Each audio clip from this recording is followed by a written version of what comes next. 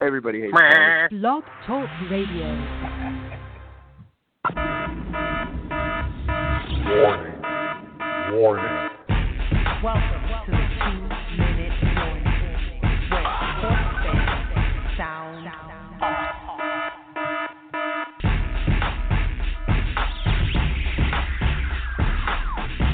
I'm trying to blow your mind. I'm talking literally blow your mind. I'm trying to blow your mind. I'm talking literally blow your mind.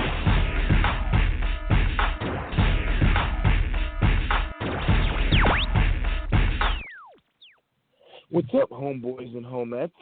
We're back with the 35th episode. I'm getting it right now. It's 2 weeks in a row. 35th episode of the Pride Rules. That's it. Pride Rules podcast. We are Pride Rules, sponsored by 2-Minute Warning, a 2-Minute Warning group on Facebook. Everybody get out there and join them. And like our page while you're at it. But we're back. Second week in a row without Chris. At this point, we're just going to have to make it like a Pride Rules podcast featuring Chris Gucci today on today's podcast. You know, like he's going to be a special guest by the time we're done with this whole thing. But no, just Nate kidding. Dogg. Chris's life He's gonna be his life is getting in the way again. What'd you say? He's gonna be Nate Dogg on Death Row Nate Records. Dogg. And he's gonna be doing the special feature. The feature king, Nate Dogg. Exactly, I like it. That's great. That's great. But you know, before we get going with the show, well, let me just announce it real quick. Got a big guest today, Bellator fighter Bradley Desir. Should be calling in around 11 o'clock. Is that how you pronounce his name, Desir? Yes, sir. Featherstone, my man, badass. Oh, no, you're saying Featherstone. What's Featherstone? That's his nickname. That's his call sign. That's kind of what he writes in your forehead after he knocks you out. It's pretty wild. It's a crazy, intricate celebration. He'll explain it. It's actually pretty cool. How did I not pick that up? I'm telling you. But yeah, he should be calling in about 11 o'clock. We'll see how prompt he is. But either way, so far every guest that we've had on has been pretty good with that. You know, outside of Mike Burke, I think we had an issue with him the first day. But you know, it's neither here nor there. We're not going to rehash that Tommy debacle. But make sure you go out and follow us on all major social media fronts. Twitter and Instagram is Pride_Rules 2MW. Just search our Facebook page, 2MW Pride Rules Podcast. You'll find us.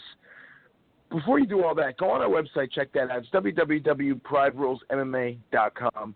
We're working tirelessly to put more content on that website. Every day we go to sleep, in the middle of posting content so much that it never gets posted. No, I'm just kidding. But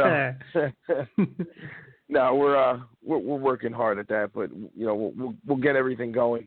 But our social media, our Twitter and our Instagram accounts are really picking up steam and having a lot of fun with that. Tommy basically is just being lazy. He's not really holding up his end of the Facebook bargain, but that's neither here nor there. It's Bash Tommy. I'm just happy he's on Facebook. I'm super happy he's on social media. He's at least on some. He's on some front of social media, Tommy. Yeah. At this point. Is this Tommy, epitaph almost over? Is this epitaph almost over? I mean, Jesus Christ. What's Hootsuite, Tommy? I just want to have forever. a quick question. What's Hootsuite? I'm not gonna lie though. I don't know what it is, or what this means, but I was anxious to hear your voice today, Tommy and Omar. Like I woke up this morning like, it's Monday. I get to talk to the Pride Rules podcast co-host, and it just made my heart a little warm. It gave me a little tickle inside, so I was happy about that. That's what I go for. That's what I go for, Carl. I'm giving you tickles on the inside. Come on. We do have other topics that we were going to discuss today. The huge fight is on. It's August 26th. The Mayweather-McGregor fight. I still can't believe it's happening. It's a little frustrating because we were so adamant that it wasn't going to happen. Hold on. Did somebody call that? It's not going to happen. Did somebody call that? I still have a feeling it's not going to happen. Well, everything seems Tommy, too weird it's about definitely it. happening. Omar's right. Way we're too weird. wrong. Yeah, man. It's not weird. Nope. It's just Never. weird because of the cross promotion. I don't know what it is. Everything just seems to happen so fast. Like the date is so quick. They don't even have. No, an am I undercard. right? Is that not, did that not seem a little weird though? About it, it jumped so it went from it's not going to happen to Mayweather's. We're just waiting on Mayweather to now both fighters signed. We got the date in order. Like, do they even have a venue yet? It's pretty wild to me. T-Mobile, and not even like it's just so fast. Like August is so fast. You think they've been it's training like, the whole time. Decent. They've been training the whole time. It's not guys. fight training though. Oh, I don't care. Yeah. I still just have a funny feeling something's going to happen with Mayweather, and it's not going to happen. I had the same feeling about the Pacquiao fight too, even though it happened. But I don't know. I just don't feel it. Your bad intentions and your bad thoughts broke Pacquiao's arm. All right, so you need to cut that shit out right now. And for Pacquiao, I was rooting for Pac-Man hard in that fight. I understand that, but you rooted for him in Pac-Man such a messed up way that you broke his arm. So you need to not think a thing about this fight, man. Bad juju all day, Tommy. What are you trying to? I have a bad feeling about this. Suddenly, fucking, Germany invades Ireland, and we're in shit on August 24th. I'm like, God damn it! I just wanted to see this fucking fight on the 26th. God, oh my God! Germany invades Ireland. I didn't know Mayweather was German. EU. You never know. Well, he did. Didn't he do that tour overseas, like for a while, promoting gyms and stuff? Didn't he talk to a lot of white people? I just assume Germans. Oh, Jesus Christ! Any white Europeans are German automatically to me. I learned my history the right way, guys. All right, from a good Catholic school. Now? From a good Catholic school. Well, he's both. He's like the super white. He's the Russian German guy. I don't think they don't breed many for he's fear. He's transparent. He's so white. That's what I'm saying. They don't breed many because they're a bellicose bunch. I think they call those gingers. That's what I think. They call them gingers. Oh. Wow, he had a soul, Tommy. All right, he made the sign of the cross before the fight. He made the sign of the cross. Christ on the cross. Yeah, my honestly, good God. Tommy. God, Jesus, calm down. Whoa, cowboy. Whoa. We do have other things that we want to discuss on the show. It's not just Bash Tommy Day, but Holly Holm with the big win, head kick around the world part 2, defeated Betch Correia. We'll discuss that. Ooh, what a big briefly. win that was, boy. Oh boy. Connor's win. That's like Connor's win against Dennis Seaver right there. I mean, come on. That's 2 Dennis Seaver digs. Leave that poor old. She had it. Dude, did you really think Betch Correia had a fucking shot against Holly Holm? It's MMA, so yes, I did. Okay. After what Ronda did to Betch, you don't think Holly Holm was going to do something worse, which she did? Come on. I think Betch used a suppository before the fight, so I don't think that exact ending was going to happen. Plus, if you notice, did she have white shorts on? I don't think so. She's never making that mistake again. After pooping your pants on pay-per-view, you're going to take a couple of minutes to be like, let me look what the hell I'm wearing out there. You know what I'm saying? Like, they should have that at fighter conferences. Like, here we are with Tim Sylvia taking a shit in the middle of a headline pay-per-view fight. Note to all fighters out there, you're not allowed to wear white Reebok kits. In fact, Reebok's not going to sell them to you for this reason. And Betch was like, but I look good in white. No. Oh, that fucking fight was like Appalachian State against like Michigan. You know what I mean? It was she had to win that. Oh man, come on. Those West Virginia coal miners don't have anything else to go for, and you're taking a shit on the one bright spot in their lives right now. Leave them alone, Thomas. God. She basically, Holly Holm basically won a fight in the division where the champion doesn't even want the belt. So that's how meaningless that fight was, pretty much. For real. GDR, Jermaine Duranamy, being stripped of her belt, of course, because of the utter fear and cowering. Bitch-assness, right? Bitch-assness. Instead of fighting Chris Cyborg, she is so afraid of Cyborg. It's not even funny. Like, you could use the steroid thing all you want. How about you go out there and beat her and say, you know what, I beat you and you were on performance-enhancing drugs. Be like proud of yourself. Don't be scared. Because if you lose to her, you're supposed to lose. She's on steroids. But at least go out there and take the chance. Like, what kind of champion are you? Exactly. Not Mark Hunt, right? Pride Stop Mark talking Hunt. about Mark Hunt. Mark Hunt is correct. Mark Hunt was correct in his argument, guys.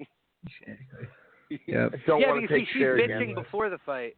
She's bitching before, not after when she loses. Plus, how ugly is that photo of her that's going around. I know they caught her right after a fight, but Jesus Christ. It looked like she was in a fire. That's what it looked like. Yeah, no, she looks like a stunt double for Mask. Remember the oh my the God. Hair? Not the James Carrey mask either. No, we're throwing it back further. Bringing it back to the mask. Dennis, whatever. Denny something. Yeah. I don't fucking know. Elephant Man or some shit. Poor bastard. That is terrible. Yeah, Elephant Woman. But so that all happened. We'll circle back and touch on these, but a more sad and somber story, which I wanted to discuss. We had a death of a former MMA fighter who actually died due to complications in a boxing match. Tim Hague. I blame his fucking management. Rest in peace, man. I blame his management. To the whole family. Yeah, it's sad. I mean, Edmonton is launching a personal investigation or an independent investigation on the matter. So, more things are going to come out. But I have no faith in a Canadian man. investigation. I have zero faith in a Canadian investigation on anything aside from maple syrup. They can investigate maple syrup and flapjacks. The fuck they have. That's 100% on his handlers, his team. The guys had problem with concussions. He wasn't but speaking of a boxing an match, elusive. I think we have somebody who's going to opine on the boxing match. Hold on a second. We have a caller. Caller, you're on. Yes. Oh boy. Uh-oh. Here we go. Oh God. I hear a soulless ginger on the other end. As opposed to a ginger with a soul. Come on. There's no such thing. What's up, Scott? We've all been Gingers are like guys who've been in boxing matches.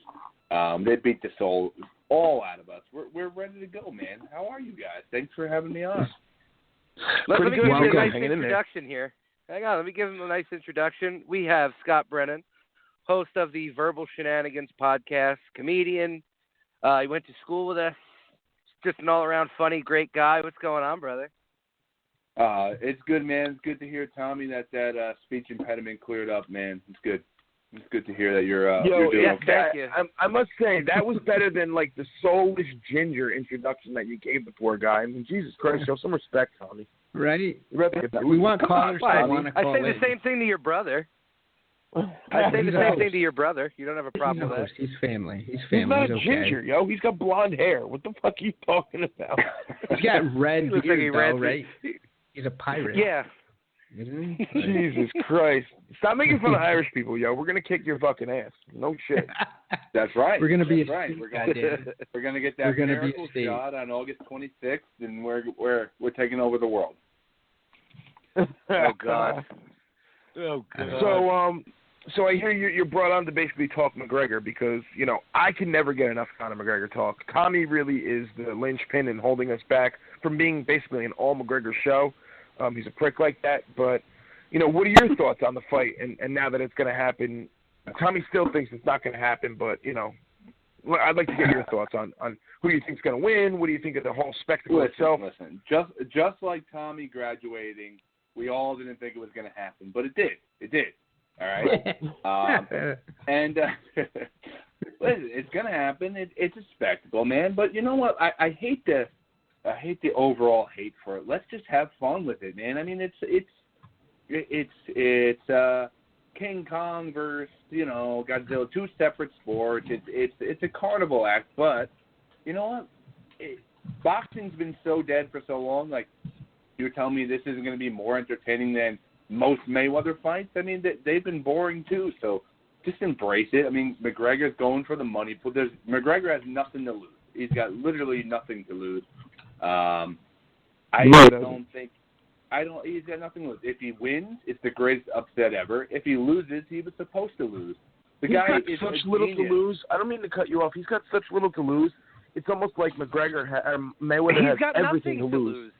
He's getting Mayweather has everything to lose and nothing to win. Right. Well, exactly. He's getting $100 million. Win or lose, he's getting $100 million. So and of course he's got nothing to lose. It's like he's the CEO wait a minute. of Yahoo. Somebody offered you $100 million. Would you not take it, whether you're going to get the shit beat out of you or not? Come on. I would take it if I was guaranteed an ass whooping. I would take it guaranteed. You're going to get in the ring and get guaranteed an ass whooping. I'd be like, sign me up right now. Dude, you know, like I might take $100 million for like a 50-50 shot if I was going to live. Correct. That's a very good point. Yo, you got that shit right. I mean, 50-50. I'm either dead or I got $100 million. So I mean, no big loss either way. It's true. Do you get to keep the 100 even if you die though? You can pass it on because then that's just easy money either way. If you Karen Hernandez. Who's not in favor of the fight? Tommy's not in favor of the fight? Tommy's a hater. Tommy's a hater. He's just a hater, period. That's the role that he plays. He plays the heel of the podcast. You know, like, he's always the bad guy. He always takes the role where people are going to want to, like, you know, this idiot. Who is this guy? You know, but you can't help but tune back in to listen to hear what he's going to say next. Tony Montana out to dinner. That's kind of how I pictured I like that you guys. The womb is so polluted. I like that you guys are pretending he's a heel only on the podcast. No one likes him in life. That's right. God. It's universal. I love it. Right. Okay, it's absolutely universal. Not the only one, then. That's the second time I used that statement. What do you guys think about? Let me ask you guys. You guys are way more into MMA than me.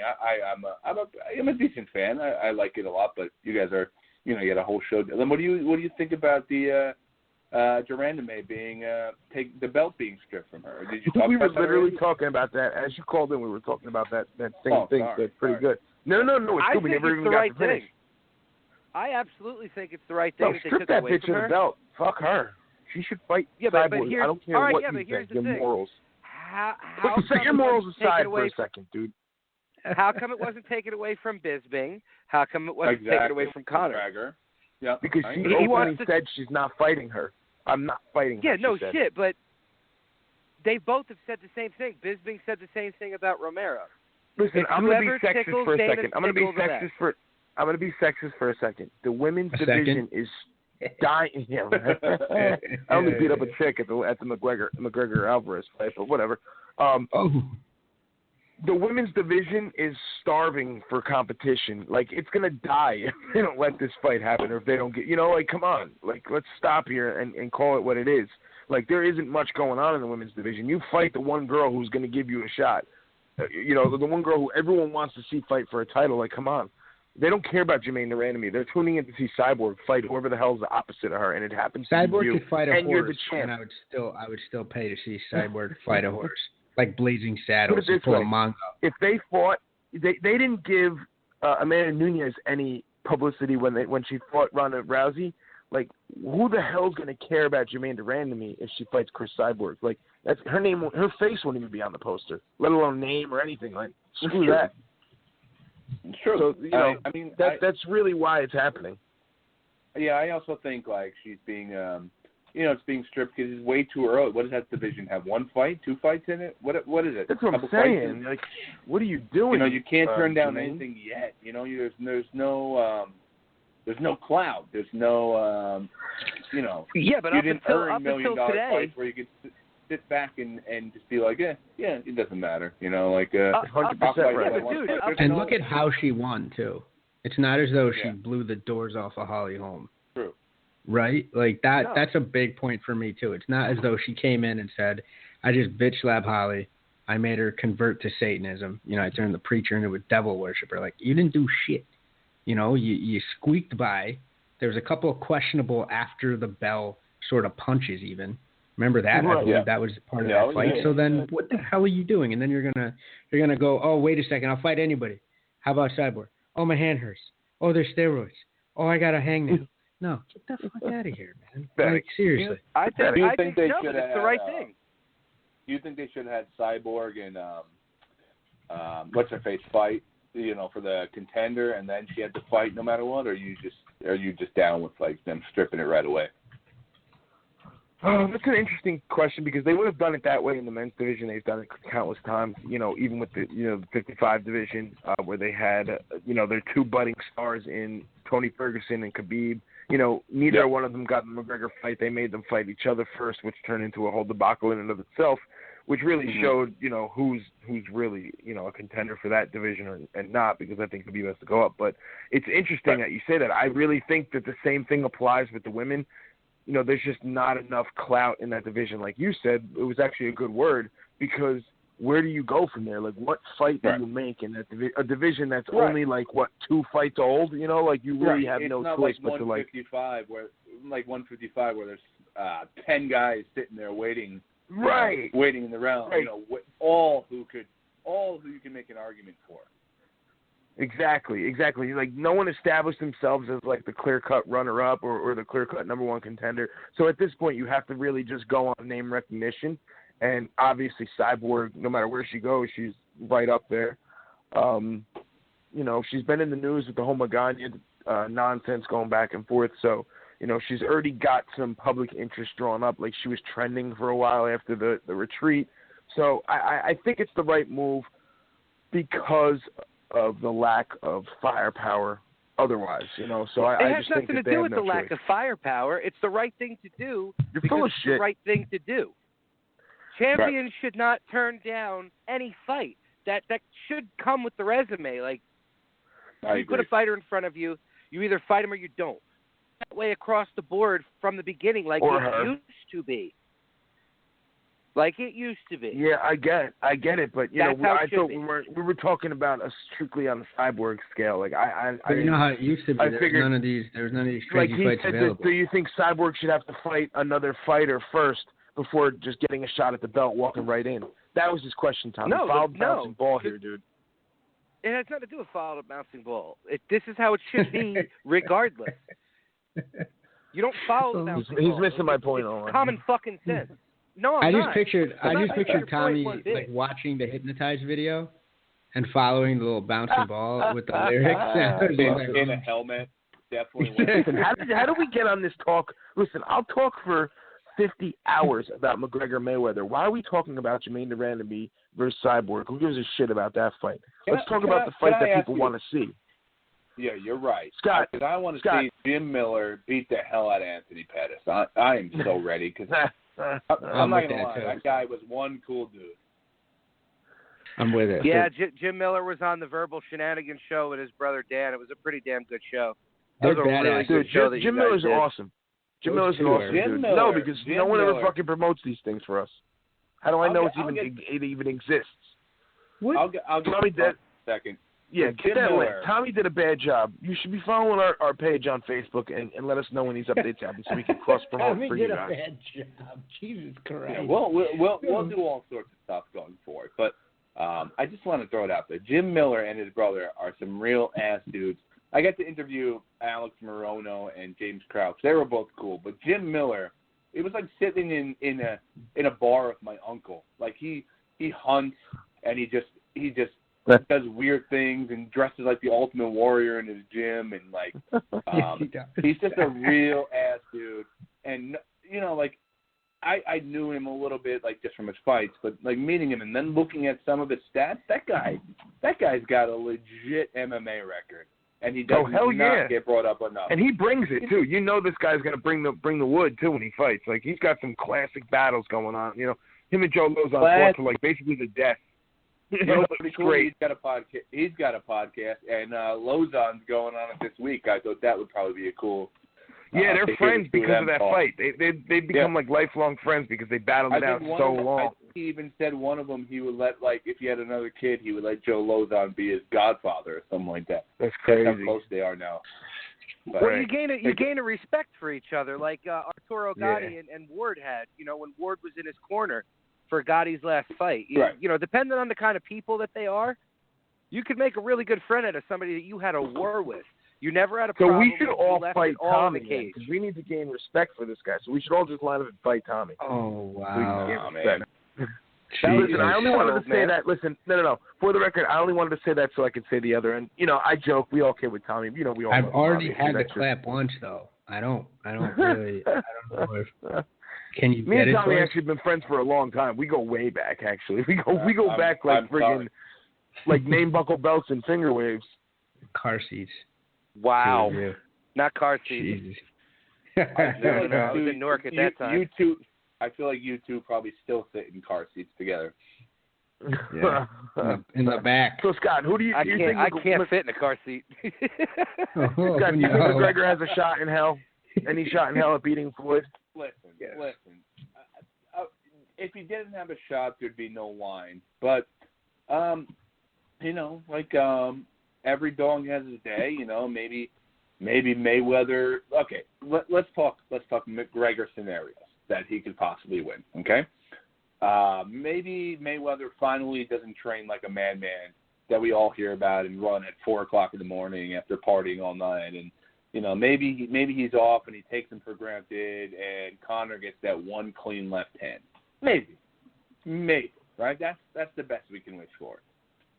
The other thing is maybe Conor goes the distance and loses, right? If Conor goes the distance, that's a win for him, man. That's a win. Of if he course. doesn't get hit, if he goes the distance, is Conor going to get knocked out? I don't think so, man. Floyd doesn't knock people out. But you know what I mean? Floyd doesn't knock people out. That's what I mean. Maybe that's where the entertainment comes in, because Conor don't really get knocked out. Floyd don't really knock people out. So maybe we see a lot of dancing, but I mean, if we know Conor by now, it's going to be a typical Floyd fight. You know what I mean? Where he throws a few punches, hugs. Yeah, absolutely. But here's the deal. How he fights. Floyd's going to get into that scenario where No. Conor, getting in, maybe like throwing a head, not throwing a head, but like putting head on head, like clinching up a little bit. Do you see any of that? Or you headbutts. I'm seeing headbutts. I brought this up. I said he might throw a kick accidentally, just like being naturally like an MMA fighter. Yeah, that's going to come with kicks. They talked about that. That is a huge fine if Conor does any kind of kicks or knees. Of course. They brought that up in the press conference. Yeah. That's going to hit him hard.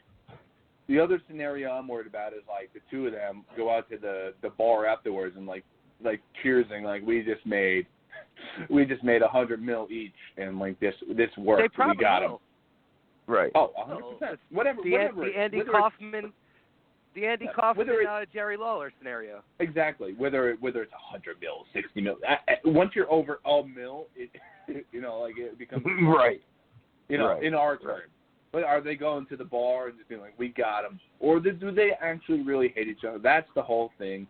They're businessmen, they're showmen, they're fighters, of course, but in the end, they're a little bit of actors too. The both of them. They're both. Of course. No. Once the fight's over, I could totally see Conor saying like, "Yo, that motherfucker's fast as hell. I couldn't hit him in there. Like, who is he? He's on another level." And then Floyd saying, that guy hits hard for. He showed pretty good boxing skills for a guy who's never stepped in the ring before. I could see them kind of like, right, giving each other the credit because after every fight that Conor's in, you see him go back to the videotape. Any fight, Jose Aldo, Chad Mendes, like.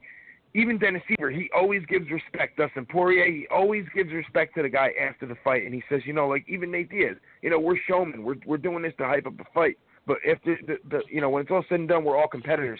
He said it in I've seen many interviews where they show him like looking at the fighter after the fight's over, the loser, and he's like, I don't even like seeing this, man. He just knocked Dustin Poirier out. He's like, turn this off. He's like, I don't like seeing Dustin Poirier after a loss because after at the end of the day, we're all competitors. We're all competing in there, and I'm destroying someone's dreams by beating the guy. He's like, it's not easy for me to swallow, but at the end of the day, I don't want to be the one on the losing end. So you do what you got to do to win. Speaking of that, have you guys heard any Nate Diaz news? Any rumblings? I haven't heard shit. Nah, man, he's cycling somewhere. Yeah, somebody's trying to box him. I forget the guy's name. Oh, yeah, that's right. We just talked about it. Adrian Broner, yeah. Yep. Is trying to fuck with him. Can you imagine? It's funny. It's funny you brought Nate up. It's funny you brought Nate up, Scott, I don't think number 3 is happening. I don't think 3 is happening. I don't think there's any chance of it. I think he's got to move on. No, he's never coming back. I think it's guaranteed. Not coming back. No, I think it's a guarantee. I think that's the only thing that's going to pull Nate out of retirement. You know what? Because he's going to make so much money. He's a name. He's going to make money if he fights. I don't know. Give me like a mid-card kind of guy. He's going to make money. He's going to be the draw. I want to see Nate Diaz. Nate Diaz is like watching the zombies in The Walking Dead. He gets shot a million times. hit in the face. He just keeps moving forward. He's a scary son of a bitch, man. Tell me about it, yo. He just keeps coming. It's like The Walking Dead. Like, it's for real out there. He's also kind of dumb, and like there's nothing there to damage. Like CTE doesn't even affect him. He just moves forward. No, his frightening. His brain is protected by bong resin. He's good to go. Exactly. Oh my God. Speaking of bong resin, what up, Tommy? Oh man. Boy. Yeah, dude. No. Nate does not stop. He just comes forward. And even Connor said it after his fight. I keep alluding back to Connor, which the only reason why I'm talking about it is because you brought it up. I think there's no chance that they don't have the third fight. Like, that's gonna pull Nate out of retirement. They could both be retired, sitting on the couch doing shit, and the fans will still want to see that third fight. But do you think that's going to happen anytime soon, though? I don't think anytime soon. But I think it'll happen a little later in their careers. Definitely a little down the road. I get you. Maybe a couple years. But Connor's gonna sit on that $100 million. That's fuck you money. What he's got. Yeah. That's what he's gonna have. Fuck you money. I don't have to do anything. And that's what Irish Parliament. That's where he's going after this. He ain't going back to UFC. It goes against everything that I stand for with Connor, and like all the arguments I made where, like he doesn't have to defend the belt to be considered a champ, this and that, and like him doing this and then never going, like if he relinquishes a second belt, like I'll still love the guy, but I'll have no argument, no leg to stand on when I'm arguing with people about him being like a good champion or whatnot, because when it all get ready to say it. He hasn't been a good champion. He really hasn't. It's pissed me off, but what are you going to do? That's why the timing is so messed up with Duranda May losing her belt. She gets hers stripped. Bisping doesn't get his stripped after saying he doesn't want to fight Romero. And Conor got stripped of a 145 belt because they knew he was never going back down. Yeah, but 155's been sitting on the shelf, and he's, instead of fighting for the company, defending his belt, he's going to make a ton of money fighting Conor McGregor. You could say it's a co-promotion fighting Romero, though? Isn't this being Romero fight happening? No, nothing's been set out, so no. Hey, well, I thought that was next. No, but Bisping's hurt. That's why. But Romero's fighting fucking what's his face? Bisping's hurt. Right. He wasn't hurt when it was coming towards the GSP fight this summer. He wasn't hurt then. You got a floater. I got confused for a second. I'm sorry. You got a floater. I'm probably late to the party, guys. But did you talk about last week or whatnot that did Demetrius Johnson call out? Oh my God! It's insane. I stunned the shit out of Tom last week about it. You know what? I loved it. That guy deserves something. He does, but Dana's right though. He's kind of playing a dick move here, Demetrius Johnson. I always agree with the fighter. I just think he's kind of overstepping his boundaries here. Dana came out with a statement last week and basically put his shit to rest. Yeah, he was like, we've created whole Ultimate Fighter seasons to try to find a competitor to fight Demetrius Johnson, talking about how great he was, and it was apparently his call not to take pay-per-view dollars or whatever. Because he was hoping the same thing would happen to Demetrius that happened to Matt or to GSP. Yeah, but that's what they were hoping for. Right. But that's what they were hoping for. That would have been something bigger for the division. But Demetrius Johnson proved why he's the best at that weight, and he beat him. Demetrius Johnson should have a boxing match against Chocolatito. That's what we need to start talking about, and we actually need to start making it a reality. It needs to be on the undercard of this Mayweather-McGregor fight. Yo, that's what's so great about it. Omar, you said it before. It's like the possibilities are endless now. This fight card could be filled with so many MMA versus boxing guys. That'd be pretty it could cool. be. Well, yeah, but it's endless. So it's like a matchmaker's dream. Yes, exactly. Yeah, but it's so close. Who's ready? That's what you don't get. It's so close. Who's really ready? Everybody. For I stay a boxing ready, Tommy. match? I stay ready, Tommy. Everybody. For this type of to get on this type of card, it's going to be like that type of cash. Right, it's like the MSG card. Every fighter would have wanted to get on that MSG card in the UFC. They didn't care. So everybody's going to want to get their name on this fight card. There's one-armed boxer if you're not in Mexico that want to get on this card. Yeah, but if you're not properly prepared, properly prepared and ready for a fight, you end up like Tim Hague. Oh boy! Wait a second. Let's not. No. Dead? You end up dead, Tommy? Tommy. That's a little harsh. I might have to.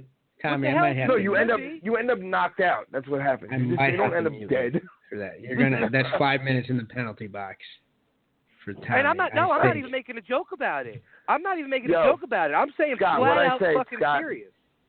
Jeez. This is just Tommy. I'm sorry, guys. Let the man. I'm sorry you deal with this guy on every day. I just shared a GoFundMe for his family, Thomas. Yeah, but dude, I'm so upset. Yeah, but you don't understand. You're making a joke out of this. I'm not serious. At all. I'm so upset. No, I'm making a joke out of you saying it, but you're serious. Oh, man. I'm pissed off at his handlers, his management. They put him in a situation that they know he shouldn't have been in, especially with boxing. Yeah, those gloves are bigger, but you're getting hit a hell of a lot more. Wasn't he just knocked out too? Like in April, he should have been on a medical suspension. Period. That's what he's talking about. The guy's a fucking concussion. Yeah. The guy was a concussion case. He was a concussion case. Seriously. You know what I mean? So that's what worries me with this whole boxing MMA stuff now. Guys who might not have had a future in MMA are going to go in boxing, and maybe the same thing fucking happens. I'm worried. Can I tell you guys a funny boxing story? Please. Sure.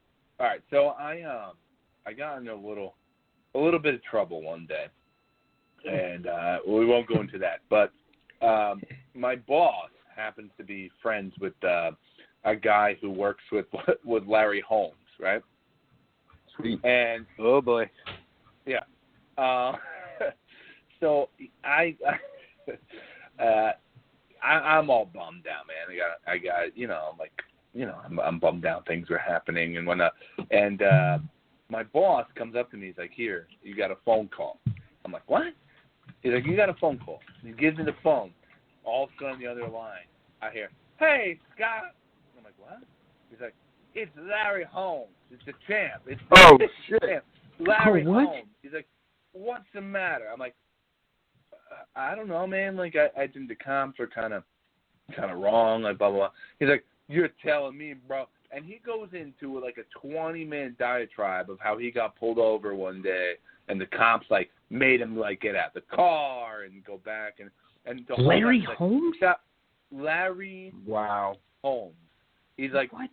He's like, "You're a good guy, man." He's like, "Don't listen to what these people say, blah, blah, blah, blah. I've been messed over about the cops a million times, blah, blah, blah, blah, blah." Then he's like, Larry, is that your black man voice? Is that you're imitating a black man voice? That's super racist. Yeah, sorry, Tommy. That's the best I can do. Why don't you give me yours? That wasn't me. That was Carl. I don't. Nobody's safe with me. I just assume that every person that makes fun of me is Tommy. No, I like to keep it the same. I don't hold anyone to a higher regard at all. So basically, anyone's game. Policy, and he's just like, people, people make mistakes, blah blah blah, and he was literally dropping lines like, I'm the champ, and he was still dropping like he's the current champ. He's like, I'm the champ at this point, and the cops are still harassing, but I'm the champ. One of the greatest. In his mind, awesome. He is still a champ. That's great. That's great. Once a champ, always a champ. Larry Holmes is a beast. People don't even consider Conor McGregor a champ of the 55 division, Tommy. But Larry right. Holmes still sitting there. I'm still the champ. Yo, that's crazy. How do you know Larry Holmes like that? Like, I understand you work indirectly with him, but Larry Holmes. That's what I'm saying. Like, he called you and just started talking about how your life is. Like, oh, don't worry, man. I know how it. Like, that's fucking nuts to me. My boss. Who is this? I guess. Okay, so my boss, the person he knows works at the gym with Larry, where Larry, or the bar that Larry owns, something like that. And he happens to be next to him on the cell phone, and you just put him on. He's like, "Hey, Scott, what's up, man?" That's so cool, though. Fuck that. That's definitely a cool conversation to get. Yeah, I know. I mean, if I wasn't depressed, it would have been an awesome thing. But I mean, I still got to talk to the champ, and now I'm talking to Tommy. Yeah. So I mean, life has gone downhill from there. Yeah. Wow. From one champ. From a previous champ, I think we actually have a future one that's trying to give us a ring a ding here, Mr. Yeah, I think Brad Featherstone is on the line. So hold on one second. Yeah. I think he just gave us a buzz. Give me 1 second. Can we merge both calls so we got Scott on as well, or we had the cut? Absolutely. Yeah, for sure. Give me a second. I'm just bringing him on. I love it. Don't worry about me. Oh, no worries. Hey, Brad, you there? Yeah, man. What's up? Beautiful, Brad. How you doing? All right. There we I'm go. good. A little hungry. How are you? You stay hungry, though, is what I hear. Yeah, I got you, right? Yep. I'm Stay telling hungry. Absolutely. Little hungry. Nah. Any man who hates Dylan Dennis is all right in my book. Oh, God bless him. Yeah, he's a fucking dick. I hate him. I despise him. Yeah. What, Thank before we you get guys into for having anything, me. I appreciate it. Thanks for coming on, Brad. Yeah, Brad, really I gotta ask appreciate you it. Before anything, I got to ask you, what do you think about Dylan Dennis wanting to fight Amir Khan in a boxing match? I don't understand. Before we get into anything, I don't understand. You know, like some of my friends were sending me that, and you know, I couldn't even. It just blows my mind. It just blows my mind. You know, like I've seen him trying to shadow box around Marcelo and stuff, playing around. It's like, you know, Amir Khan. It's like, come on, don't disrespect him like that. You know, he can't box. He can't box with anybody. He can't box with anybody. He's out of his mind. Agreed. Roll around. You don't even throw punches in an MMA fight. What are you talking about? You know what? I'm willing to make a bet that he never fights. We've all said that. He never fights. I don't want to take that. I don't want to lose money. Yeah, good. I think he's just trying to get. You know, he's just trying to get his name out there. I think he just teaches jiu-jitsu and competes in jiu-jitsu forever. I really don't ever see him stepping. Yeah, but he doesn't really compete that. that well. He doesn't compete that well. He can't beat any of the guys from the Danaher Death Squad. They're all killing him. Yeah, they are. Yeah, I got to be honest. I don't follow jiu-jitsu, so I don't know. I just know if somebody be like, oh, he won. Somebody be like, he got smashed. But you know, he's a talented grappler. You know, I've grappled with him. He's very talented, but I don't think he ever fights. No, I think the closest he gets to a fight is somebody pitches. Oh yeah. Of course. Wow. Okay. All right. So let me just can we just do the proper intro here for our callers, because we kind of just jumped on, and people might not even know who the hell that we're talking to right now. Talking to Bradley Featherstone Desir. I hope I'm saying that last name right.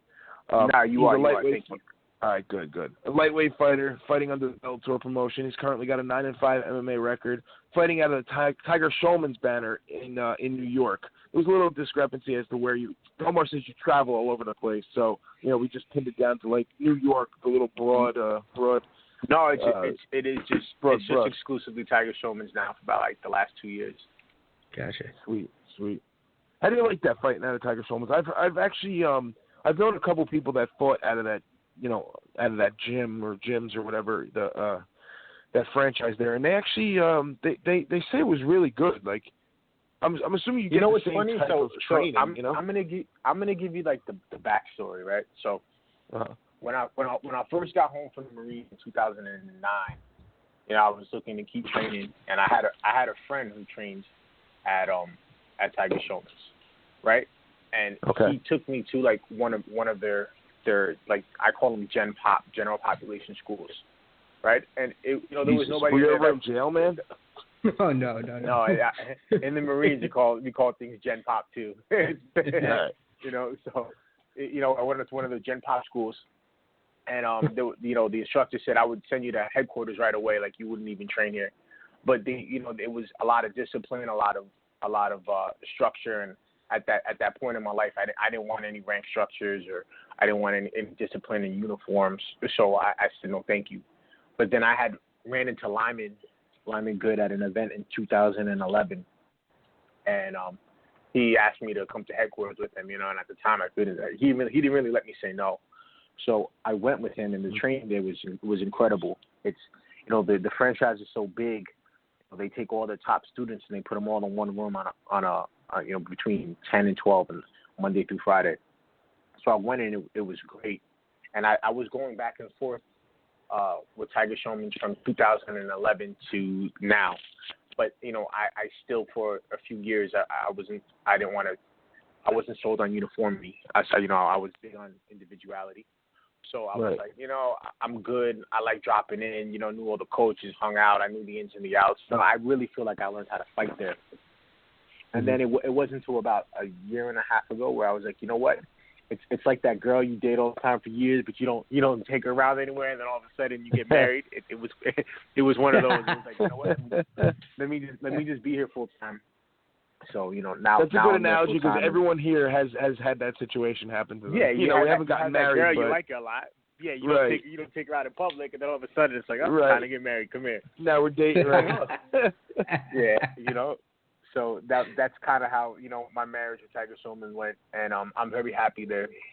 And I'll be there for the rest of my career. But it's good, that's you know great. what I mean? Like they know what they're great at. They know what they're good at, and they know what they need to work on, and they find ways to stay where they're strong. So that's great. I know. I know.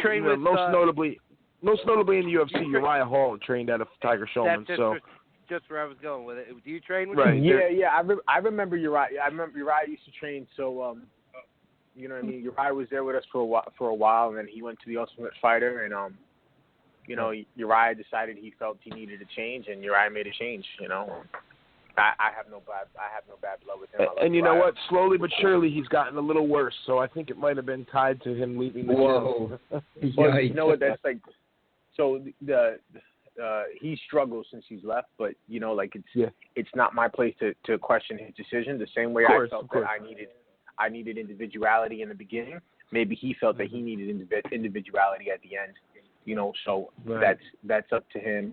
I do think he was better when he was with us, and I think he's talented, but I just think he has some yes men around him. I think he makes some changes and he'll be on his way back up. Yeah, well, you know what happens? You get into that big stage of the UFC, this almost pseudo image of the UFC being the top dog. We talk about it all the time, where you don't necessarily have to be in the UFC to have a successful big time career. It's just that's where people automatically go because they're told like, oh, this is the pinnacle of the fighting world. So he gets to that stage and he's starting to listen to everybody chirp in his ear. Oh, you don't need Tiger Showmans. Go to somewhere more established, this and that, and it gets you off your game a little bit. You're not training with the same people. You maybe not feel as comfortable.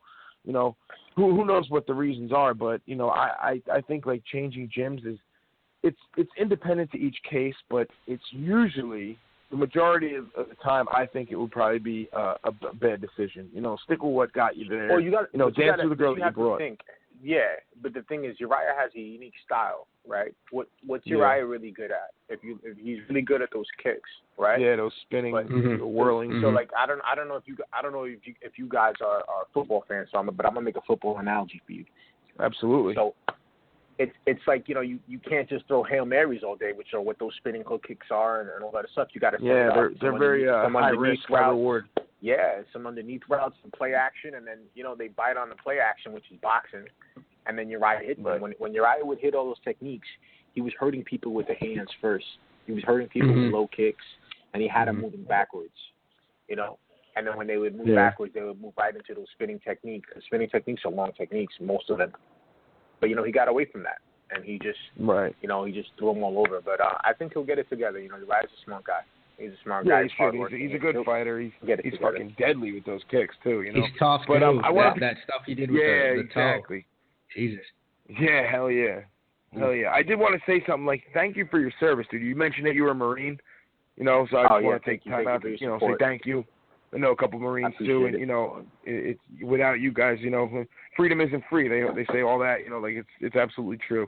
So thank you for getting that. And I guarantee you that that kind of honed your skills as a fighter and helps with the discipline side of it, and the weight cut and all that. Do you have trouble cutting weight? Like, what do you walk around at? I can get almost. I mean, like, so I'm about a natural, like 188. Like if I'm eating whatever I want, I'm still working out moderately. I'm like between 185 and 188. If I'm just eating on the couch, I kind of top out at 190. Okay, nice. So you probably don't have too much trouble with the cut because you keep your weight somewhat around manageable levels, which is good. So from the weight cut, I start at 177, so 21 pounds. Okay. So I cut 21 pounds of water. I like that. Okay. So let me ask you something. What describe the road that you took basically to get to where you're at in your career right now? You know, have you had so many ups and downs? Have you had any time where you were about to quit the fighting game altogether? I mean, you've done a lot. You've been a Marine, so that obviously, took a lot of your time right away.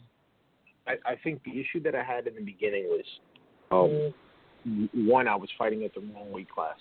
I like to be the bigger man when I fight, right? So, yeah, I like to push people. I like to, pressure people, be in their face. Yeah. But I had at 170, I can't do that. I'm just not big enough. So what's funny is whether I fight at 155 or 170, I get back to the same weight on fight night. So I get back to so I get back to the same weight. So even though people are like, oh, you cut a lot of weight to fight at 55, but I don't put a lot of weight back on to fight at 70. So it was hard always fighting bigger guys, and a lot of times I would just be stifled. They just put me against the cage, lay and pray, knee me in the legs, stomp on my feet. You know what I mean? Right. So, the foot that's stomp. where those losses. MMA fighters' favorite move, the foot stomp. Yeah. So that's where 4 out of those 5 losses came in the beginning. And I think I didn't do a great job picking fights. People don't realize that MMA is really like rock, paper, scissors. No matter how good you are, if you have the wrong matchup, you're just not, you're gonna have a hard time being successful. Absolutely. We are all about that here. We say that all the time. The problem is that it's hard to be objective with yourself. So if you don't have good management and good coaching to tell you, this is a fight maybe you shouldn't take at this level because it's high risk, low reward. So I had some of those. I had some of those too. But that's understanding the business side of the game, and both as I get older and I get more seasoned as a fighter, I start to understand those things. And that's really where the growth comes in. Because as a fighter, to a man anyway, or a woman, but just a man and a competitor, you're always gonna. You're not going to sell yourself short. You're always going to, be confident in your abilities. So it's kind of tough to say you're going to lose any fight at any level. If I'm going to take that fight, sure, I'll kick his ass. I don't care. But it's real, you have to have someone you could trust to say, hey, listen, you might be tougher than this guy. You might be able to kick his ass. But at this moment in your career, maybe you might want to take this fight a little down the road and go another route now. And it really is almost like paper, rock, scissors, or rock, paper, scissors. But it's also like a chess match in a way. You want to position yourself to make this run at the best time, strike while the iron's hot type deal. And a lot of fighters don't know that. And you see that a lot of times earlier in their careers. Like we interviewed Aljamain Sterling last week, and he kind of said the same thing. He was like, at the beginning, I was just like taking fights left and right. It didn't matter who I was fighting. It just I didn't care. It wasn't until a little bit later in my career where I started to position myself a little smarter and actually think about a couple moves ahead of this one. It's not like you're looking past an opponent, but you're saying, all right, if I beat this guy, I can go here and here. So it's like a smarter approach. Like you have a game plan in a way. Like, speaking of football, you have like a plan of attack. I feel you. And, here's something else, too, is that you don't want to fight somebody. You don't want a UFC level or a Bellator level fight on the regional promotion that you make $1,000 for. You know what I mean? Right. So So people don't understand that either. Like, I sparred with what's his name from Long Island MMA last week, Chris Wade, right? Yeah. Okay. Chris Wade. Yeah, I think it's Chris Wade in the UFC. He's a 155, right? He fought Frankie Perez Ring of Combat, and now they're fighting again in the UFC. You know what I mean? Like that's a UFC level fight where they pretty much fought each other for whatever they sold in tickets. It's almost right. free. Yeah. And you look how good the two of them are, and it's like, that's a tough fight. Like, luckily both of them are in the UFC now, but you'll have guys that they'll take those kind of tough fights. I don't know if you guys know who Mike Pedrano is. I don't know a guy Mike Pedrano, and when you look at his record, like more than 80%, 90% of his fights are against guys that were either in the UFC or Bellator, and the guy has a mixed record, and that's why. It's like he never got his feet underneath him, just thrown in the fire too early, and I think it just ruins some fighters, and if they get thrown in there too early. it puts like a loss on your record, and it just looks bad on paper sometimes, you know. Yeah, and it goes both ways. I have a hard time getting fights too. You know, because guys will look and they'll be like, you know, he's 9-5, he's got 9 wins, all finishes. You know, it's like, like do I? That's a hard fight. Do I want that fight? You know, right? Or if it's a risk. If I was, you know, it's a risk for them to take that fight with it. Or if I was 13-1, 12-2, you know, 14-0, it's like, it's a hard fight, but if I win, that puts me exactly where I want to be. Yeah, man. It's almost you won't have that problem now. No, I won't. No, man. You won't have that problem now because yeah. Yeah, I'm excited. And you know, not saying Bellator anything. The Guard is going to be huge. Right. Yeah, that's so exciting for you, man. That's great. I'm excited. Yeah, it's gotta feel good being on a card like that. You know, like obviously you get to a point where you know you're starting to get some exposure and everything more and more as you go on, and to be featured on something like this, like that's a real good, like it's a great place to make a name for yourself. You know, like people could be talking about you, like you could be trending and have a big buzz if you just have like, you know, a nice knockout, or of course like you can get in there and bang with the dude for, you know, 15 minutes and both be bloodied up, and there's nobody in the world at 155 that can bang with me for 15 minutes. I just I love it. I love the confidence, man. I love that shit. It is what it is. You know what I mean? Like I guarantee you that once I hit him, he'll turn into a wrestler. Everybody I hit turns into a wrestler. It's just the way it is. The Panic Wrestling 101, like the T-shirt. Like, Panic shot. Hey, listen, Conor McGregor panic shot on Nate Diaz because he got punched. So that statement rings true all over the place, you know, because you do not want to shoot on Nate Diaz. Right, exactly. Yeah. Even if you are a DJJ guy. And he thinks he can box. Right. Oh, man.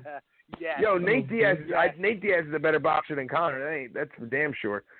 You know, but it's neither here nor there. He'd have a better chance in the long-term fight with Floyd, but I just think he's a little too slow. But that's neither here nor there. Hey, while we're talking about the subject, and I ask every fighter that we have on, you know, what are your thoughts on Conor McGregor? Do you think he's good for the sport? Do you think this whole sideshow spectacle with Floyd is bad for MMA, or you know, what are your overall thoughts on him?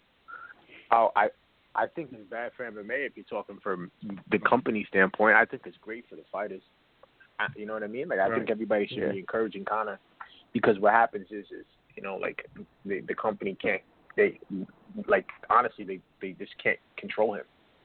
And now that they can't control him, now that they can't control him, more people are going to start, you know, not acting out of line, but not toting the company line. And you're already seeing it happen. I think like these lesser known fighters are already trying to do that. Mm-hmm. Yeah, I think what's the revenue split? I think the revenue split is about 91% to the company, 6% to the fighters. It's criminal, Brad. And then that number's skewed because you have Conor making what of that 6%? Him and Ronda are making what, 3.5 of it, 2.5. Bobby Bonilla, right? Still paying Bobby Bonilla somehow. I think the UFC. I think that's part of the split. So they're towing that line for the Mets. Yeah, somehow. You know, I know a lot of guys. You know, a lot of guys. The talk in the gyms are getting louder and louder about guys leaving the UFC and going over to Bellator. You know, especially now that Bellator is coming to pay-per-view, people have the potential to earn those pay-per-view shares. You know, I think the UFC is in more trouble than they wanna. And the sponsors too. Brad, We've been saying that for weeks, Brad. It's wild, Brad. I was gonna say, the guy Tommy that you haven't heard much. Started. Yeah. Right, Tommy. You yourself have been saying it since the first show we've had, and that's going back almost a year now. You know, where we talked about how, you know, we say this a lot, and we brought it up. Like, do you want to be, you know, a stepping stone or a gatekeeper in the UFC, or do you want to try your chances in a supposed like lower card or whatever and be a champion? Like, that's really where fighters have to go, and they have to make a decision. And you know, you can fight in the UFC all you want, but you know, if you're just going to be bob around the 6th and 7th ranked fighter, you're not really going to do much for your career. Whereas if you go to Bellator, you have a chance to really make a run at the title. That speaks volumes for you and is actually better for your career. So, you know, it's interesting and the money. You just said that. Yeah, and the money. It's the statement. I mean, Brad, you get to keep all your sponsors. You get to keep all your sponsors, and you get to have a banner with Bellator. You don't have that with the UFC anymore. So essentially, you're losing out on a lot of money. that you deserve because you have sponsors. So I think it's great you're with Bellator, and I hope you stay with them. No, I plan on it. You know, if Bellator wants to keep me, I'd love to stay with them. You know, I'm very excited to see how this. Bellator is very respectable promotion, and they're up and coming. And you know, you see fighters that fight under Bellator now, and it's like, okay, this guy is definitely something. You know, if Scott Coker's going to take a chance on you, then you know you got skill. And you know, hey, it's starting to become more and more legitimate over time. It's going to be right there, I think, if they're really going to make a good run at this, because there's a lot of perks for the fighters to go over there. You hear Bader talking about it all the time, and I think, Tommy, you brought it up last week on how, like, the sponsorship is, you know, the money that they'd make over in Bellator sponsorships alone is more than they're making entirely in the UFC with their entire, you know, fight, show, and win purse. And, you know, and it's crazy that some of these guys are getting, excuse the term, but raped with this Reebok deal, and it's bullshit. It's really not fair for these fighters that have worked so hard to get these sponsors up, and now, you know, they just pull it out from under their feet, and that's it. They're screwed. There needs to be a fighters union. That's really what there needs to be. Something to protect the fighters. You know what happens every time that somebody gets a position to make a union happen, they just throw that top fighter a bunch of money, and then he starts towing the company line. Yep. Mm-hmm. You know, so, you know, greed is real. The first people that do it, it's unfortunate, but the first people that go with that movement, that start that revolution, are really going to take a hit money-wise, but it's going to be better for the people behind them. It just sucks because no one wants to take that chance. Like you say, as soon as someone does something, they just throw the money at them and they back off, and then you never hear about it again. It's like it never even happened. It's wild. Yeah, that's the American way, apparently. Yeah. Let me tell you, for a couple mil, I'll probably sell out too. At least you're honest. See, you're honest. I'm not gonna lie to you. I'll be up here with a smile on my face. The paycheck is great. You know. That comment just legitimized the whole interview. Everything you said is not the truth in my eyes. That's 1,000% accurate, man. Oh, that's great. That's great. So what do you know about your opponent coming up? So I know that he was just recently promoted to black belt in jiu-jitsu, you know, so he's a ground guy. You know, he's got a good clinch. He's long, you know, jab, leg kick. So his striking base is very, very Muay Thai, very classic Muay Thai centered. I think he's going to look to try to take me down, maybe press me against the fence. Look for, you know, he when I watched his fights, he took a lot of double legs, but he's 35 now, you know, and the truth is if you look at people, you don't really shoot into your 30s. People stop shooting. A lot of wrestlers stop shooting. Start looking for foot trips and clinch. You know, I think shooting is a part of the body. It doesn't age well. So I'm expecting him to, you know, look to tie clinch, maybe look for a foot sweep, or do the cage press. You know, try to hit a single leg off the cage press. You're going to make him pay for that clinch, though. That's what I say. I'm thinking you're going to make him pay that blood price for any time you try to get close. I feel very, very comfortable and very strong in the clinch. You know, he's a little bit taller, so, you know, he'll have a height advantage in the clinch. But, you know, I'll be able to give him the work in the clinch. Foot stomps. I'm pumped up. Foot stomps. No foot stomps. Forget the foot stomps. It's such a bitch move, but it actually could work. If you land a good one clean, like you can do some damage. But come on, you're gonna fucking foot stomp somebody. That's bullshit. I don't really think I don't think a foot stamp is gonna do any damage. Really, you know. It's one fight. It's like, you know what it's like? It's like those little kidney kicks when somebody's in your guards. You know, it's like it's not gonna. You know, that's so funny. Yeah, but there was Brazil one had fight for a while, Brad. Come on, that was all Brazil had for like 2 years. Omar, you probably remember this. I don't know if it was prior to the UFC, but there was one fighter who got foot stomped so much in the entire fight he actually couldn't continue. Because he couldn't stand on his foot anymore. Marco Huas. Like that sounds like a king of the let me ask you a question. Let me ask you a question. Did he break his foot kicking the guy in the elbow and we don't know it? Did he have a foot before the that's fight? What happened to him. Yeah, they kicked the elbow, right? Yeah. You know, speaking of Uriah, you remember when he broke his toe in that fight? Oh, if somebody would have foot stomped him there, then I could see that. You know what I mean? But it's like hell yeah. It's like me just trying to wrist lock you. Like it's just so low percentage. I don't see why you waste your time. Plus the look that you get. Well, I think that. Well, you know what? The fighters are so evolved now. Pretty sure it would be 1 or 2 foot stomps, and you wouldn't put yourself in that position anymore. Well, I had somebody I fought somebody in the amateurs that was actually really good at the foot stomp.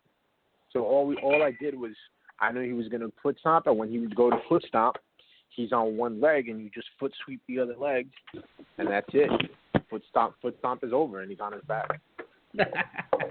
You wait the for foot it. Stomp is easy to, the foot stomp is easy to the foot stomp is easy to stop. Sweep the leg. It doesn't bother anybody enough for them to care.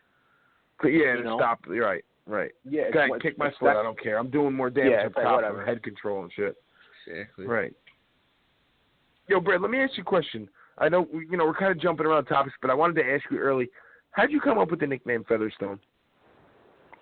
I got it. So I got it playing football as a kid. You know what I mean? I think it came from one of those movies, like a little something. I don't remember. Because I could run really fast, but one practice I just wasn't catching anything. And then when I was once I started fighting, Unnecessary Roughness. That was the movie. Yeah, I've never seen it. I've Unnecessary Roughness. Yeah, Orlando Jones, started fighting. They said it still fit because I could move really well and I hit really hard. So I kept the nickname Featherstone. And nice. I always tell myself earn that nickname every time I go out, not just by being able to to hit people like a stone or like a rock, but to move. Be able to move. Right. So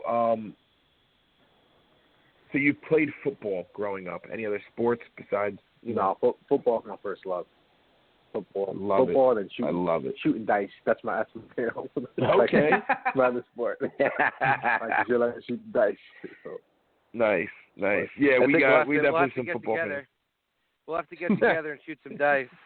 I haven't played dice in a long time. I will take all you. Tommy, no one wants to get together with you, Tommy. Stop. Yeah, let's be serious. Come on, man. Oh. We won't keep you too long. We know you got a life and you just finished training and everything. But I just got one more question. I don't know if you guys want to ask something on the way out. But you say you're a football fan. What team do you root for? Oh man, I'm a Jet fan. Okay. I am a Jet fan. Sorry to hear that. Look, I'm a 49ers fan. I'm a 49ers fan, and Tommy's a Raiders fan, so he just started getting success recently. Don't let him fool you.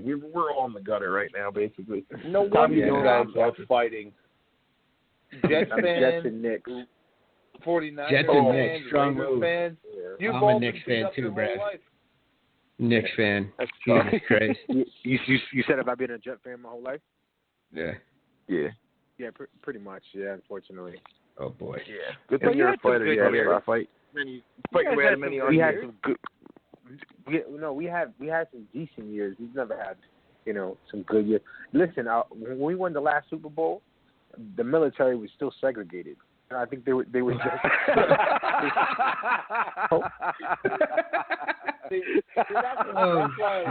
That's why I like his answer. You guys were trying to be nice, like. Yeah, you guys have good you know what I mean? Like no, we haven't had good years. No, we haven't. No. The last Super Bowl was black and white. The game was played in black and was shown in black and white. Like, oh Lord. Your quarterback. But back then the quarterback could drink scotch on the sideline and be completely okay. Yeah, and wear maybe that's what it is. Smoke cigarettes. Wear pantyhose, apparently. Yeah, pantyhose. Right. Oh shit. So Brad, I wanted to ask you this because I myself am former military, and I saw thank you for what your you had service posted too, on brother. Facebook. Oh man, no, nothing compared to yours. Trust me. I saw what you had posted on social media about what some news outlets said about you, a battle weary. Yeah, what was it they that they called, said? They called me it pissed me off. A battle weary former soldier. And I'm not a bad. If anything, I'm a bloodthirsty Marine. I'm not battle weary. Come on. Like I'm not battle weary at all. What type of hit piece was that though? Tommy and I were trying to talk about it, and we were like, "Is it like who hates Brad? That's putting that sort of shit out there. Like we're trying to rub our." I think it was, you know what I mean, just the they just got an agenda, trying to about a military. I know a lot of people do. I try not to get involved in it. Right. They just want clicks. They want people to click on their story, and that's it. They try to draw you in. But you know what? At the same time, it gets exposure. It gets me exposure that I didn't have. So I have to. I gotta take it. I gotta take the good with the bad. You're cutting the line at the barbershop, I heard. Right? Like, so that's the minute. I'm big time now. I actually, it's funny. They actually got a line on my fight in the back. Oh, nice. They got a lot. They got a line on my fight in the back. Nice. So what are the odds? What's the line? Yeah, I don't know. I stay away from that. I stay away from that. You're gonna get in trouble, Tommy. Jesus. He's not a bookie. Tommy, come on, bro. Leave him alone. Supplemental income? What the hell? Brad Pitt Rose Featherstone? No, that's not going to happen. We're keeping that. You know what? I'll tell you what, though. When I fought in Thailand, you could bet on yourself. Really? Sure. Yep. Really? Yeah. When I fought in Thailand, you could bet on yourself. I had a friend and I. We needed some money. Whenever we go fight. Well, that's lawlessness out there, though. Yeah. He's like, put $10,000 on me. I'm like, got you. I bet you get a lot of free haircuts if you bet on yourself here. Yeah. No, it's gonna. I think betting on me is the right move. I just got to go in there. I got to. He hasn't fought in a while, so just go in there. Don't let him get comfortable. Just stay in his face. I usually start slow. Like the first round for me is always like a warm up. That's something that my coaches and I are trying to work on. And I'm trying to come out in the first round like I do in the second, hard and fast and in his face. If I do that, I think I could take him out in a few minutes. Hey, can I ask him something? For sure. What do you guys with the betting lines and stuff like that? Do you see? Do you pay no attention to it, or do you actually let it? Absolutely not. Or you try to avoid it 100%, like because it's getting in your head. Absolutely not. I always look. I always want to know how they feel. You know what I mean? Because my thing is I understand that it's hard to be objective with when it comes to yourself. So I want to go and I want to see the objective look of what people think about the matchups and see how people feel. You know what I mean? And the thing is, too, it also, I'm not going to lie to you. To tell you the truth, like, if, you know what I mean? Like if you're feeling nervous and it's like, wow, 500 people voted that you're going to win by knockout. It's like, you know what? Right. All these people can't be wrong. And then on the flip side, it's like, oh, you know what? These people don't believe in me. It motivates me, too. It's like, you know what? Let me go out there and show them that, that I can do this. Yeah, man. It's not fair. It's like a win-win in a way. You can spin it. Right, you can spin it positively for yourself and give yourself motivation. That's definitely a nice way of thinking. It's not for everybody. You know what I mean? Some people can't do it, but it doesn't get in my head like that. So. Mm-hmm. You still get butterflies when you walk out for a fight? Absolutely. Right, all right. Because you're not human if you don't. No, I think so too. And I think if you're not nervous, it's because you don't care. It's funny. It's like. The more important something is to me, the more butterflies, like more important a fight is, the more butterflies it gives. Absolutely. And I just feel like and then I hate when people are like, oh, you don't get nervous, you've been in war, but the fears are totally different. It's fear of embarrassment. It's like I did all this work, and this reality. This is a dream. Like if you don't win, if you're not good at this.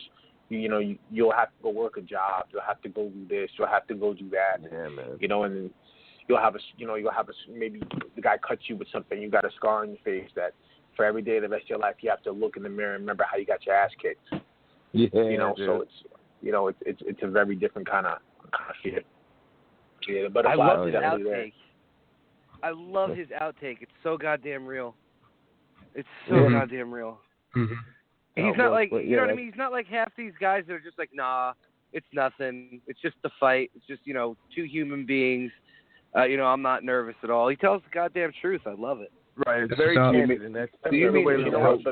But I do believe that, that's actually how I get myself in the zone. I tell myself that, like, if you strip all of this back, you know what I mean? Like, if you get rid of the press and you get rid of the music and the lights and the walkout, it's really just a fist fight.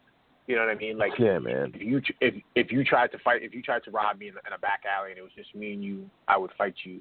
So what's the difference that there's however many people, however many cameras, however many lights? It's really, you know, when you strip it to the studs, it's just a fight. Like, it's, you know, like, you're not gonna die, you know, most likely you're not gonna die, like, you know, like, so it's a one-on-one fight. And you know what it is? I think a lot of the times, for fans especially watching it, not necessarily the hardcore fans, but, like, you know, just the run-of-the-mill fans, oh, there's a UFC fight, I'm sure I'll go to the bar and watch it. Like, we're kind of lulled into thinking, like, oh, you know, because there's, like, a rhythm to it. Everybody's got, like, a certain style. So if you just look at a UFC fight or an MMA fight in Bellator, like, these guys are all on basically the same level once they're ranked at a certain spot. So, you know, you're almost looking at two guys who have the same movements. You know, like, it's almost it comes down to who's better conditioned. Who's better conditioned? Right, but it's like it doesn't look like a fight. It doesn't look like a fist fight that's like on World Star or something. You know, like, because both guys are so trained. Like you said, it comes down to just like conditioning. That's who can keep their energy the longest. Basically, is what happens. Unless you get caught. Yeah, you know what's really funny is you'll be watching a fight and then somebody will do something like hit somebody in the back of the head, and then you'll see the real fight start. Then it's like, oh, yes. now the gloves are off. You know, now they're really fighting. You know, it's man. It's like that Costas Philippou fight when that guy kept kicking him in the nuts, and then he just lost it in the third. He lost it in the third, and the guy kept kicking him in the nuts, and it wasn't even bothering him anymore. It's kind of like that. I like a Nate Diaz fight. That was my first time. He even said it. He says it. He's like, yo, this is a fight, bro. He's like, I don't care what anything is. We're fist fighting in there. You know, so you kind of see it with them more. The Diaz brothers, you know, they're taunting, talking shit, flipping the birds. Yeah, but you know, and I like that. Yeah, and I'm too. Not all about the glove touching and the hugging. Right. I got friends. You know what I mean? And to keep it real, I don't hit my friends, and I don't want my friends hitting me. You know what I mean? Right. Like I've actually spoken about this. It's like, all right, they call you out to the center of the ring. They go over the rules. You touch gloves then. The first bell rings in the first round. You touch gloves again like 10 seconds later. It's like, enough. You're there to fight. Yeah. You're not friends. What I don't be friends after. You'll see this sometimes. Somebody will get hit with a real good combination, and then he'll put his hand out like, good job. Good, you know. Congratulate him. I'm like, nah. Fuck that shit. Hell no, man. Yeah. Taking money out of my pocket with that combination. Like, I'm not with it. Get out of here. Pretty much. You get a change, pull it out. Yeah, exactly. Like, come on. You just mugged me. You just took money out of my head. I know it's getting late here. We're coming up on midnight Eastern Standard Time, so I really don't want to keep you long. I really appreciate you coming on and spending the time that you spent with us. This is one of the better interviews we've done just because I could tell you're being honest, and you've given us some true, like, real talk from a fighter standpoint. And, you know, it's definitely something that we're going to take with us and use going down the road when we do our comparisons and analysis. And I really appreciate you coming on and being as candid as you were. And, again, you know, thanks for your service and everything. You know, but I really enjoyed it. And maybe somewhere down the line we can have you back on. And we're definitely going to be pulling for you. Do you have any social media or anything you want to plug so we can get your name out there a little more? Yeah, thank you guys for having me, and thank you for the support. My social media is my Twitter handle and my Instagram handles are the same. It's B Desir MMA. So it's first initial, last name MMA. All right, we'll make sure we share it and get it out there. You know, for the entire week leading up to the fight, we'll be posting stuff and you know, we'll tag you in it so you can see it. But we'll definitely get your name out there using the Pride Rules bump that we call it. So you know, look for some more fans out there. But, you know, again, I really appreciate the interview. Thank you for coming on. Hopefully next time we have you on, you're 10-5. That's an MMA for your MMA record, and you get this win. We will be. We're on the way up. Thank you. Nice. And it's thanks for coming on, Brad. Thanks, Brad. June 24th at Bellator 180. Make sure you keep an eye out there for Brad Desir. And Brad, thanks a lot, man. I appreciate it again. Take it easy. Thanks, guys. Have a good night. Take care. All right, man. You too. Yo, another good interview. Scott, good for you hanging on the whole time. Oh yeah, man. I'm still with us. I'm enjoying it, man. Just listening. That's good shit. You could have asked them more questions. I assumed you were gonna because you stayed on. So I actually just thought you hung up. No, man. This is what I enjoy doing, just listening. Nice. Right, I appreciate it. Thanks, man. But that was a good interview. He definitely did a good job. He was honest with us and, told us like it is. So that's good shit. I kind of feel bad for the dude that he's fighting. Honestly, I think he's going to get the shit out of this guy. That dude's going to get demolished. Straight up murked. Oh, it's Kareem. Yo, back to back to back. Scott, you could stay engaged in this interview, and we're in this. Sure. He calls in basically every week, so don't get lost in the shuffle now. Dude, Kareem. Here. Yeah, what's up? Nice. What up, Kareem? Not much. Just relaxing Somber. for 1 minute. I could tell. It's the late time. It's truly 2-minute warning after dark tonight. We're basically bringing it. And then it has nothing to do with Kareem's skin complexion, nothing to do with any of that. So that's racist. Leave it at that. Messed up. No, it's not. Always goes back to that. It really does. Kareem, not racist at all. I love Kareem. Can I ask you, me and Kareem vibe. Hey guys, that Gustafsson fight. That guy is a murderer. Yeah. He is probably the most entertaining fighter I'm watching right now. That guy is amazing to watch. Yeah. Who the fuck is that guy? Oh, that's messed up. God. What? No, what? Gustafsson? Really? Are we talking real life right now? Kareem, set him straight. Please. Jesus. Kareem, cut him break off. Tommy's arm next time. Throw him in an arm bar and don't do let go. something, bro. Like Polaris. I'm telling you. Tapping and just keep yanking it. Hold the choke for 9 seconds. Like 8 seconds is a sweet spot. Hold it for that extra 1 count.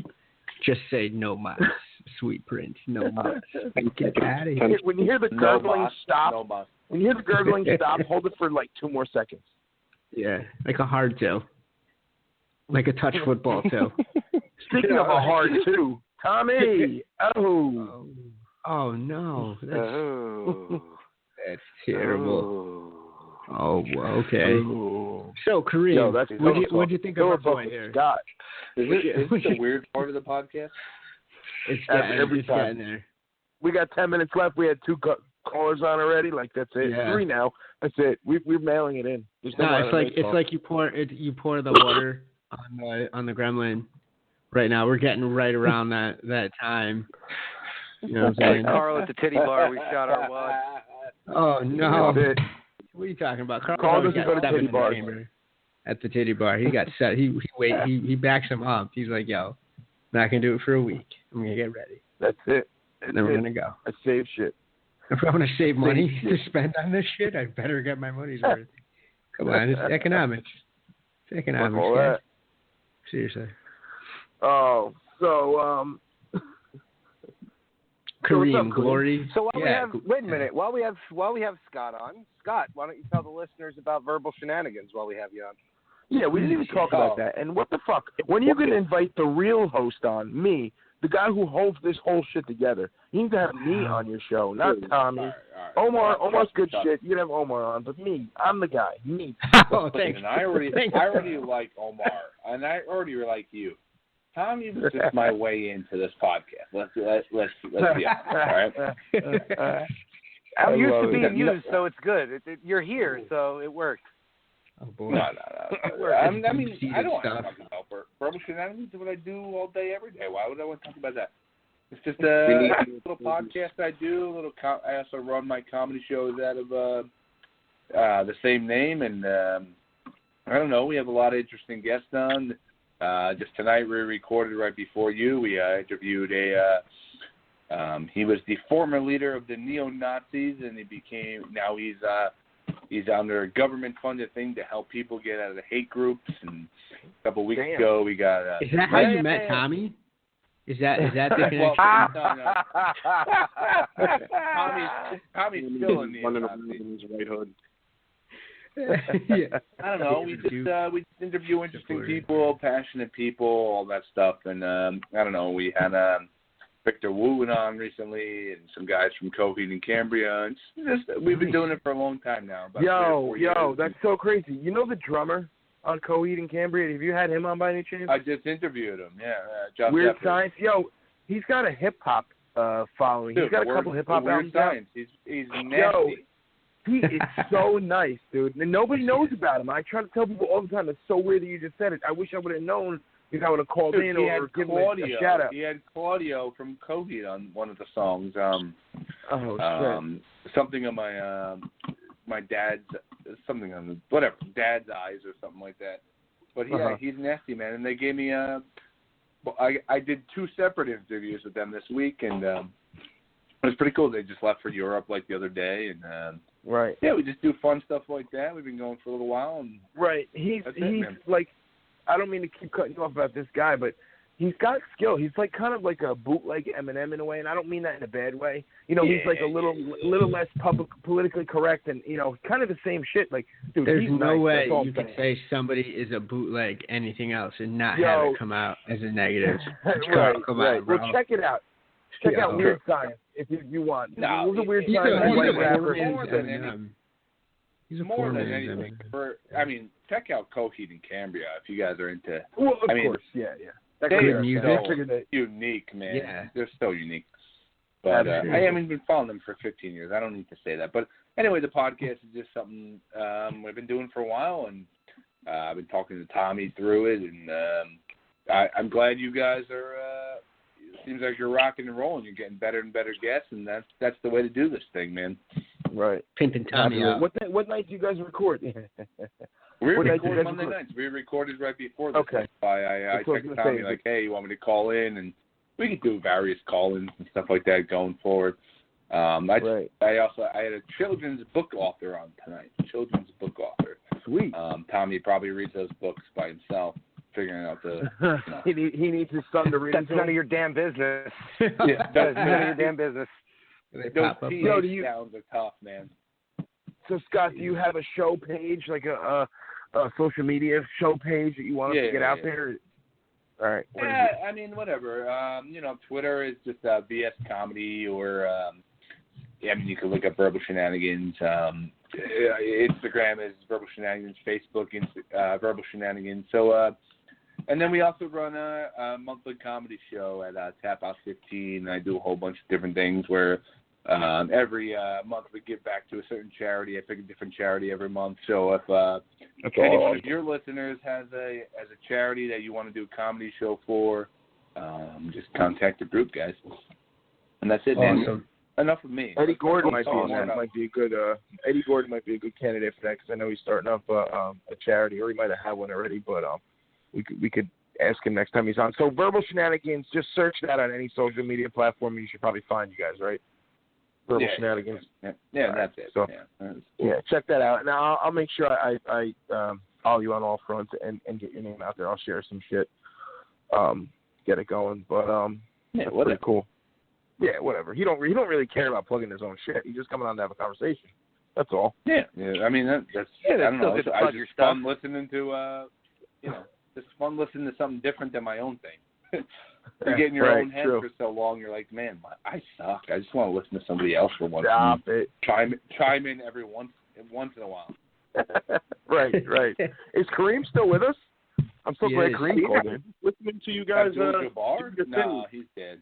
No, Kareem, what up, bro? What's up? He's unkillable. We've been really fucking with Tommy today. So in case you want to get any digs in last minute, you can. We got a couple minutes left here. That's what we could do. I'm sure Tommy's crossed in front of a few reflective surfaces today. He's got enough digs in on himself. Oh no! Christ! Oh, this poor man. You're about as funny as crabs in 115-degree heat. Oh man! Nah. God. Tommy with those one-liners, man. He definitely has those one-liners at his disposal whenever he wants to drop one. Blog Talk just told you that was not funny. He can't remember anything more than one line. Yeah, that's all he has. Hey, it worked for Henny Youngman, so it could work for me too. Oh boy! Yikes! Jesus Christ! Oh man! But while we're talking about other good shows, besides Scott's, our buddy Eddie Gordon is starting his own podcast. It's called Shut Up and Fight. It's not going to just be MMA talk. It's going to be all sports and life in general. You can check it out on his YouTube page. Go to youtube.com/Truck Gordon, and give his show a follow and a like.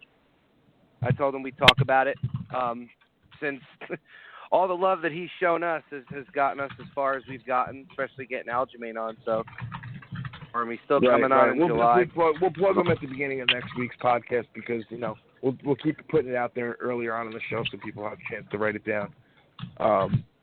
Definitely get it out there over the next few weeks just to help him out like he helped us out. But that was pretty cool of him. I'm shocked that my man Tommy knows what YouTube is. That's what gets me. Omar joining the party. YouPorn? I'm proud Is it YouPorn? Does it have anything to do with YouPorn? I'm proud of you, Tommy. Because I didn't know what Hootsuite was. Omar Jesus. At Chatterbait.com. Omar Hey. at Chatterbait. You don't know if you're what type of bomb stuff you're gonna see. If you get Omar on a Chatterbait, you could very well see a Big D, or you could actually see a man in a vest. It's crazy. Oh man, we have completely officially spun off the rails, so I think it's my time to put an end to this madness, guys. I had a great time this week. Scott, seriously, call in any time, man. I like having you on the show. You bring a nice little comedic edge to the show. Not that we need to laugh anymore during the show, but it helps having another personality getting after Tommy. Oh no, who cares? It helps having a professional career. No, it helps having a professional comedian. Come on. 100%. That's what helps. I wouldn't call myself that. But yeah. I mean, whatever, man. Yeah, I'd call in anytime as long as we're not recording, and then we'll also have you guys call in.